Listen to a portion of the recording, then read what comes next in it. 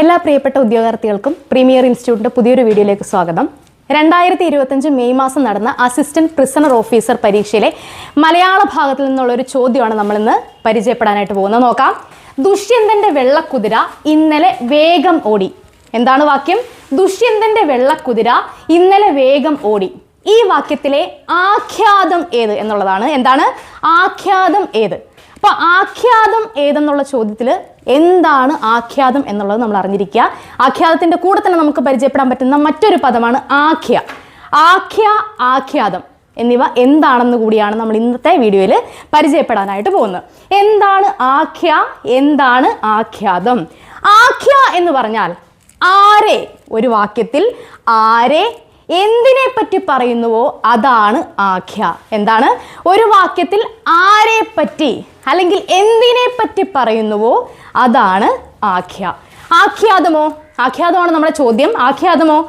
ആഖ്യയെ പറ്റി എന്തു പറയുന്നുവോ, ആഖ്യയെ പറ്റി എന്തു പറയുന്നുവോ അതാണ് ആഖ്യാതം എന്ന് പറയാം. അപ്പം നമ്മുടെ ഈ ഒരു വാക്യം എടുക്കുകയാണെന്നുണ്ടെങ്കിൽ ആഖ്യാതം ഏതാണ്, ആഖ്യ ഏതാണ്? അപ്പം നമുക്ക് ആദ്യം ആഖ്യ ഏതാണെന്ന് നോക്കാം. ആരെ പറ്റി അല്ലെങ്കിൽ എന്തിനെ പറ്റി പറയുന്നുവോ അതാണ് ആഖ്യ എന്നാണ് നമ്മൾ പറയുന്നത്. ദുഷ്യന്തന്റെ വെള്ളക്കുതിര ഇന്നലെ വേഗം ഓടി എന്ന് പറയുന്ന വാക്യത്തിൽ നമ്മൾ ദുഷ്യന്തന്റെ വെള്ളക്കുതിരയെ പറ്റിയാണ് പറയുന്നത്. അപ്പൊ ഇവിടെ ആഖ്യ ദുഷ്യന്തന്റെ വെള്ളക്കുതിര. ദുഷ്യന്തന്റെ വെള്ളക്കുതിരയെ പറ്റി നമ്മൾ എന്താണ് പറയുന്നത്? ദുഷ്യന്തന്റെ വെള്ളക്കുതിര വേഗം ഓടി എന്നാണ് നമ്മൾ പറയുന്നത്. അപ്പൊ ഇവിടെ ആഖ്യാതം എന്താണ്? ഓടി എന്നാണ്. വേഗം ഓടി എന്ന് പറയുന്നൊരു ഓപ്ഷൻ നമുക്ക് ഇവിടെ ഇല്ലാത്തതുകൊണ്ട് തന്നെ ഓടി എന്നുള്ള ഉത്തരവാണ് ശരിയായിട്ടുള്ള ഉത്തരം. അപ്പം ദുഷ്യന്തന്റെ വെള്ളക്കുതിര ഇന്നലെ വേഗം ഓടി എന്ന് പറയുന്ന വാക്യത്തിലെ ആഖ്യാതം എന്താണ്? ഓടി എന്നാണ്. പിന്നെ ചെറിയൊരു ടിപ്പ് പറഞ്ഞുതരാം. എന്താണ്? ആഖ്യയും ആഖ്യാതവും തിരിച്ചറിയാൻ വേഗത്തിൽ എങ്ങനെ കഴിയും എന്നുള്ളതാണ്.